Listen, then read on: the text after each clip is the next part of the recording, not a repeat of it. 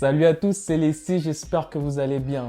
Cette vidéo que je vais faire aujourd'hui, c'est une vidéo assez compliquée étant donné que le personnage dont je vais un peu parler est un joueur que je n'apprécie pas tant. Pas en tant que personne, mais en tant que joueur. Parce que la personne en elle-même, c'est une personne qui est extraordinaire, qui fait des choses bien pour sa communauté. Mais sur le terrain, c'est un joueur que j'apprécie pas, surtout à cause de ses flopperies et ses excès de pleurnicherie sur le terrain. Mais c'est surtout un grand talent. Et comme vous avez pu se le voir dans la barre des titres, il s'agit de monsieur LeBron King James.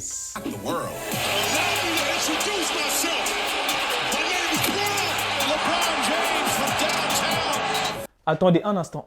Chez les 6 sports, vous me voyez d'habitude faire des contenus que sur le foot. Mais ce ne sera pas que ça sur cette chaîne. On va aussi parler de basketball. Donc ramenez-vous ici. Vous êtes prêts? C'est parti. Je peux vous raconter plein d'histoires sur lui, etc. Voilà, retracer sa carrière du début jusqu'à maintenant. Mais pour moi, je ne pense pas que ce soit essentiel de faire ça. Parce que vous pouvez trouver ces vidéos en faisant des recherches sur YouTube ou sur les différents articles sur Google. Mais moi, je vais plus vous parler du joueur. Qu'est-ce que moi, je pense réellement de lui. En tant que soi-disant haters, comme mes amis m'appellent, LeBron est un joueur fantastique. Je le reconnais. C'est l'un des meilleurs joueurs de tous les temps. Je vais directement vous poser la question d'entrée. Tac, tac, tac. Est-ce que vous pensez que LeBron James est le GOAT de ce sport? Faites-moi d'abord savoir en commentaire avant que je puisse développer ma réponse. Vous mettez sur pause, vous écrivez et ensuite on va pouvoir continuer la vidéo. Bon, moi je vais vous répondre. Pour moi, c'est oui et non. Pourquoi oui? Oui, mais en nuançant, il est le GOAT de sa génération, c'est-à-dire pour celui des années 2000. Parce que j'essaie de regarder parmi tous les joueurs qui ont évolué depuis le début des années 2000 et pour moi, je ne trouve aucun joueur qui arrive vraiment à son niveau, qui a été aussi dominant et régulier. Parce qu'on a eu des joueurs quand même dans les années 2000, on a eu des Kevin Garnett, des Paul Pierce, Kobe Bryant, paix à son âme, l'un de mes joueurs préférés, Tim Duncan, etc., etc. Mais ces joueurs-là n'ont pas été aussi consistants et réguliers que LeBron a été. Déjà, pour moi, si je peux faire un top 3 de ses exploits, en omettant son palmarès, etc., pour moi, le premier, comme vous aurez pu le deviner pour chacun, c'est forcément sa finale de 2016. Moi, étant fan de Golden State, quand j'ai vu qu'on menait déjà 3-1, je me suis dit, bon, c'est plié, on va s'asseoir, on n'a même pas besoin de regarder le match, je vais juste célébrer le lendemain. Mais après, je me suis dit quand même, on ne sait jamais, vaut mieux on s'asseoir, on regarde quand même le match. Le gars 3-1, vous voyez un peu la presse commence à parler, est-ce qu'il pourra revenir? On a même fait des statistiques en disant qu'il n'y avait aucune équipe qui a pu remonter un tel déficit. Mais lorsque le Game 7 arrivé, ils égalisent 3 partout. Le Game 7, là, franchement, j'ai commencé à suer. Mais quand j'ai regardé le match, j'ai vu la façon dont il a joué. Franchement, c'est dur à admettre. Mais franchement, c'était un niveau incroyable. À ce moment, je me suis dit, est-ce qu'il n'est pas le meilleur joueur de tous les temps? Parce qu'après, lui-même, il a dit, pas en conférence de presse, lors de son émission, le Barbershop, qu'à cet instant-là, il sentait qu'il était le GOAT. Et pour moi, je tiens à le dire ici présent que oui, pour moi, à cet instant-là, je le considérais comme le plus grand joueur de tous les temps. Mais non pour le non, non, c'est parce qu'il y a eu plusieurs joueurs et plusieurs époques différentes. Déjà dans les années 60, on a eu Wilt Chamberlain et Bill Russell, paix à son âme. On a eu dans les années 70 et 80 des gars comme Kareem Abdul-Jabbar. On a eu Magic Johnson, on a eu Larry Bird. Et dans les années 90, bien sûr, celui qui est toujours le numéro 1 dans le cœur des fans, Michael Jordan. Donc pour moi, je le considère oui et non à la fois comme le GOAT. Maintenant, si je vais vous faire par exemple mon top 3 des choses que j'apprécie chez le joueur, que je considère vraiment comme des plus grands espoirs, comme je vous ai dit en numéro 1, c'est sa finale en 2016. Le numéro 2, c'est quand même il a atteint la finale, les finals en NBA 9 fois consécutivement. C'est-à-dire que depuis 2010 jusqu'en 2018, il a toujours atteint la finale. Vous pouvez dites-moi, citez-moi un joueur qui a été aussi consistant d'une telle période, c'est-à-dire pendant 9 ans atteindre la finale. Citez-moi ne serait-ce que 3 joueurs. Michael Jordan, peut-être. Il n'a pas atteint, je crois. Michael Jordan, il a atteint quoi? Je pense qu'il a fait dans les années 90 6 finales. Lui qui a remporté 6 titres, c'est ça, 6 finales. Vous vous imaginez faire de 2010 à 2018 en voyant comment la NBA a évolué, que ce soit en termes de spacing et de façon athlétique, c'est quelque chose de fou. C'est-à-dire qu'il n'y a aucune équipe n'a pu réussir à se hisser au niveau de l'équipe dans laquelle LeBron joue.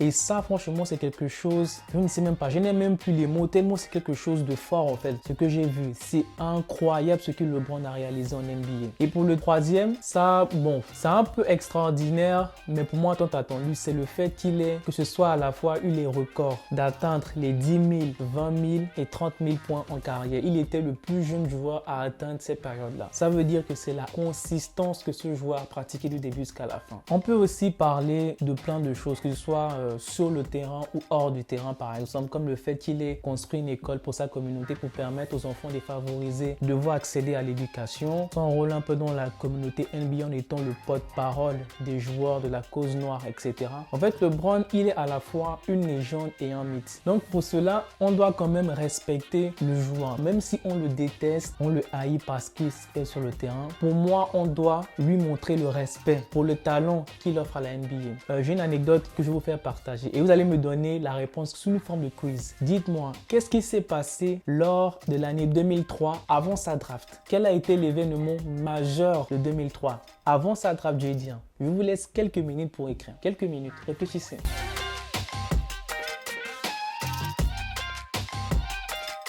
Bon, je sais que certains fans forcément l'ont trouvé et d'autres ça a été un peu plus compliqué parce qu'ils ont commencé à se remémorer les souvenirs. Mais lors de l'année 2003, il faut savoir que c'était la dernière année de Michael Jordan en tant que basketteur professionnel. Il sortait d'une période très compliquée avec les Washington Wizards d'où il revenait d'une seconde retraite. Et c'est à cet instant-là que le premier contact officiel entre le GOAT de ce sport et un jeune garçon de 18 ans a rencontré son idole qu'il idéalisait depuis tout jeune. Donc déjà, c'est une sorte de passation de pouvoir qui s'est passée entre LeBron et Michael Jordan. Et en plus à cela, Michael Jordan avait fait un commentaire sur LeBron qui c'était un peu salé. Mais après, moi, je lui en veux pas dans la mesure où, bon, quand tu as forcément des jeunes qui arrivent en NBA, faut qu'ils prennent de l'expérience, faut qu'ils tâtent sur le terrain parce qu'ils n'ont jamais connu l'expérience professionnels, ils étaient au collège ou en NCAA. Il avait dit à ce sujet sur LeBron que c'est un très bon joueur, mais il ne s'est pas encore confronté à l'élite,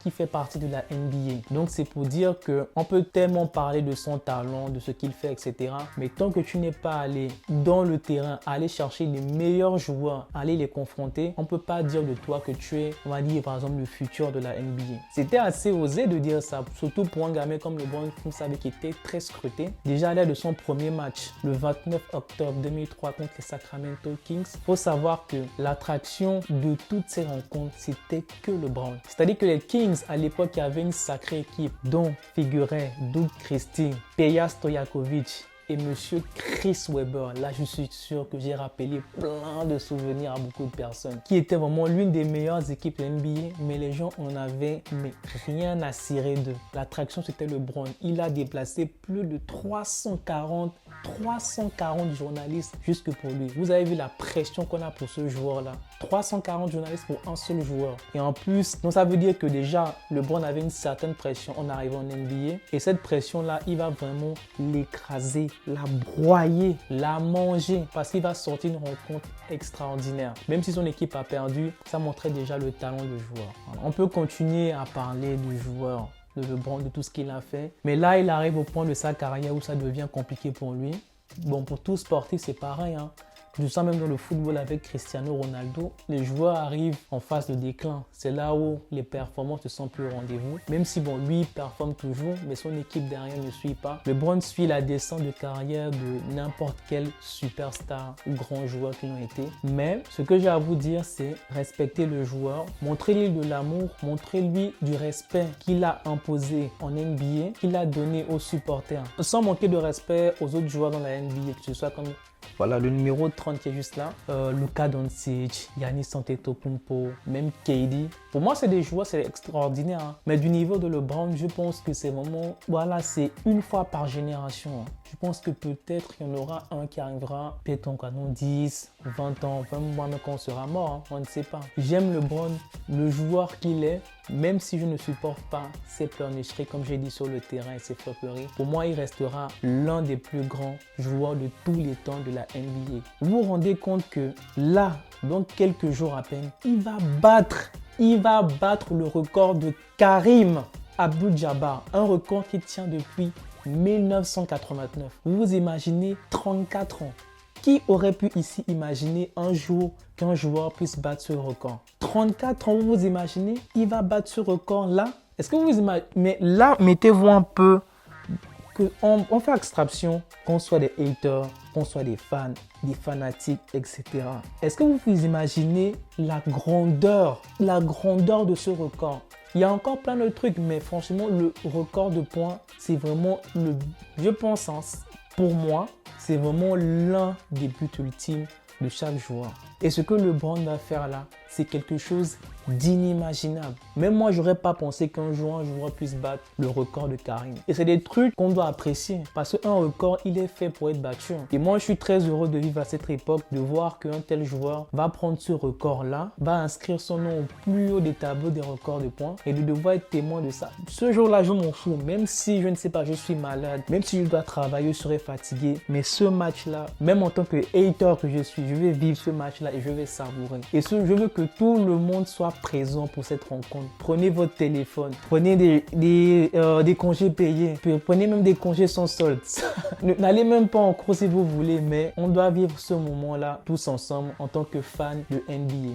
Maintenant, à quand le record va tomber? Donc, ce sera soit dans la nuit, je pense, du samedi à dimanche, ou soit dans la nuit de mardi à mercredi. Parce que je crois que le samedi à dimanche, je joue contre Indiana et l'autre, ce sera contre le Thunder. Je crois que ce sera entre ces deux rencontres-là. Donc, soit on prend ce rendez-vous pour ce dimanche ou dans la nuit de mardi à mercredi contre le Thunder. Mais soyez tous présents. Comme je vous dis, prenez votre téléphone, snappez, faites tout ce que vous voulez. On va vivre cette soirée-là ensemble. Donc, on arrive à la fin de cette vidéo. J'espère que le speech présidentiel que j'ai balancé sur le joueur vous a plu. Dites-moi ce que vous pensez du joueur, surtout les haters comme moi. Dites-moi qu'est-ce que vous pensez réellement de lui, si pour vous il est le GOAT ou pas, ou bien dans le classement des meilleurs joueurs de tous les temps, où est-ce que vous le mettez. On se donne rendez-vous pour une prochaine vidéo. Allez, ciao. Attendez avant de partir. Les gars de Golden State, ramenez-vous ici présents en commentaire et montrez-moi du soutien. C'est la meilleure équipe de tous les temps.